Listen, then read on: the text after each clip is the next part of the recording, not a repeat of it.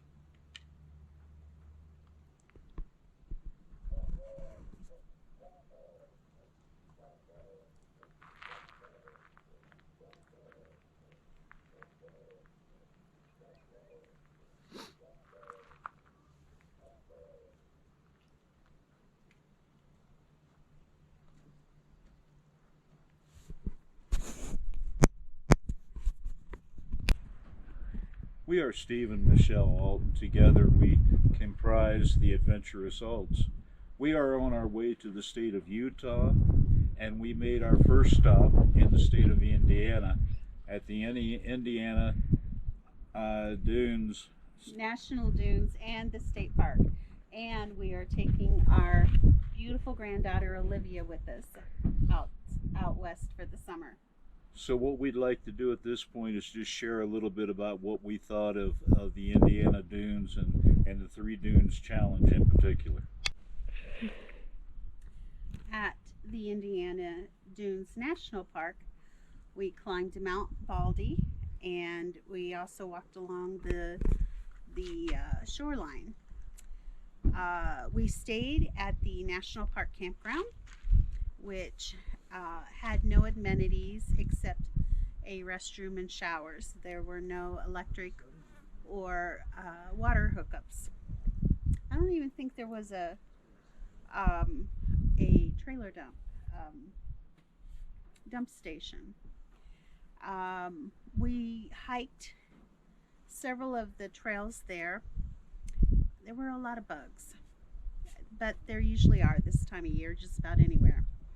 And we went to the Indiana Dunes State Park, where we did the the 3 dune challenge, and you had to hike to the top of 3 dunes. I think the highest one was 187 feet. It is a lot different hiking in sand to the top of the dune. You move up a foot and you slide back a couple of inches in the sand. So it was hard work, but we did it. We did all 3 of the dunes, and we had all 3 of the grandkids with us at that point, and we spent some time on the state park beaches, which were very nice, and the kids really enjoyed wading in the cold water. You could see Chicago at one point from the shoreline. And we saw the state park campground at the end of the Three Dune Challenge, and they looked a lot nicer than the national park campground. So I think if we ever go back, we will try and get into the state park campground. Okay. I was thinking in particular of the Three Dunes Challenge, and hiking in loose sand, as Michelle said, was very difficult. I'd like to say that it was a walk in the park, but then I don't want to lie to anybody. It was not. I thought it was incredibly difficult, and Olivia and I ended up doing it twice, because the first time that we did it, Michelle couldn't do it because she had to stay behind and watch our 5-year-old grandson Alex. But she came along the second time, and she was a real trooper, and we all three made it through the hike together. And it's interesting because the Three Dunes Challenge is only 1.5 miles, which doesn't really sound like a whole lot. But when you're doing it in loose sand, it seems like it's a lot farther than 1.5 miles, and a lot more wear and tear on your body, especially this 68-year-old body that just barely made it to the end of it. But I'm happy to say that I did both times. Okay. Let me give you an example out of nature that I watched a few days ago. I saw a large raven dive into a bush and capture and kill a mating pair of mourning doves.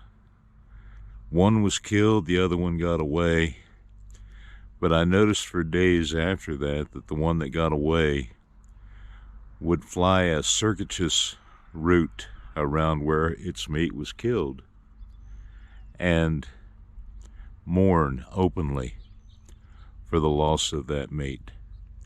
I remember reading long ago that the mourning doves mate for life, and when the mate is killed, they will mourn the death of that mate for several days after that mate's death, and eventually they'll die of exhaustion themselves. But you know, I don't want to paint a grim and disastrous beauty over all this that we're surveying, because there is also loving compassion that comes through. At the same time that I was listening to the mourning of the dove that lost its mate, I was also seeing 2 mourning doves fly gleefully in flight together, courting one another and loving one another. For the cycle of life continues regardless of what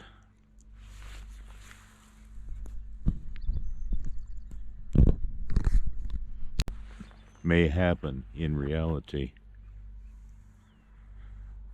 For you see, we all must carry on, we all must continue, no matter how bleak, no matter how sorrowful things may seem at the present.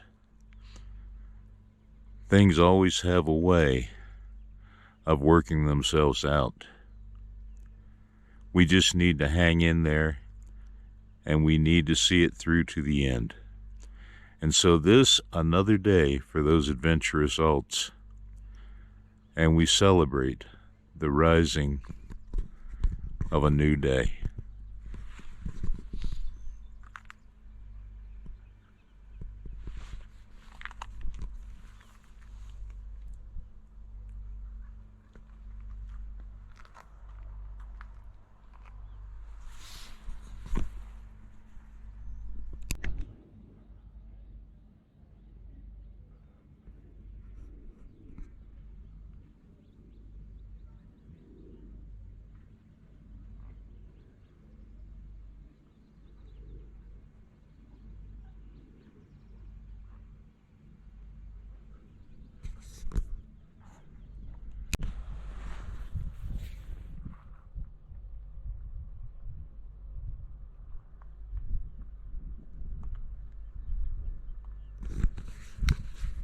We are camping at Cochiti Lake, which is owned and operated. This is reservation land, owned and operated by the Cochiti Indians.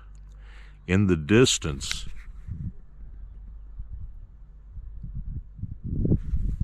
you can see the town of Cochiti.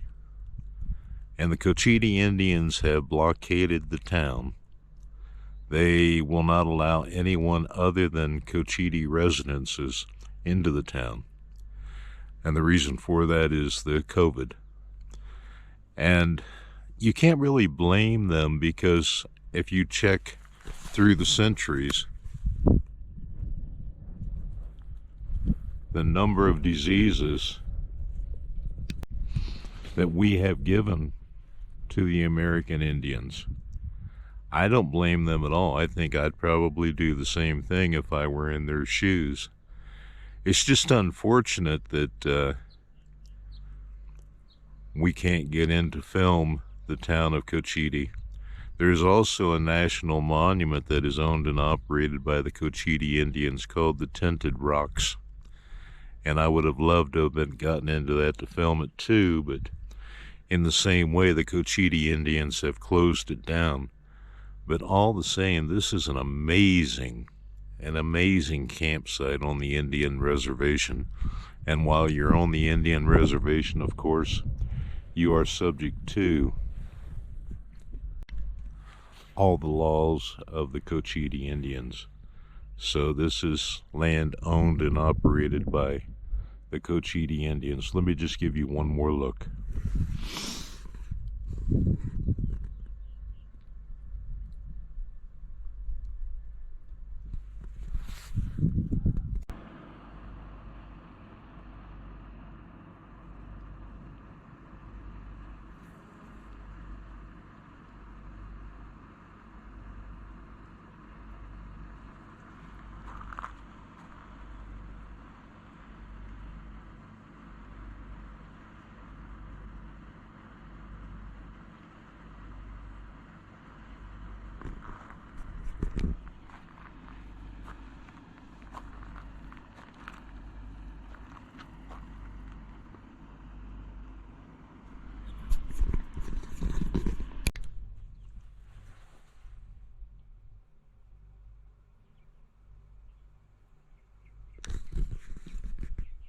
And the sun rises on another new day in northern New Mexico on an Indian reservation.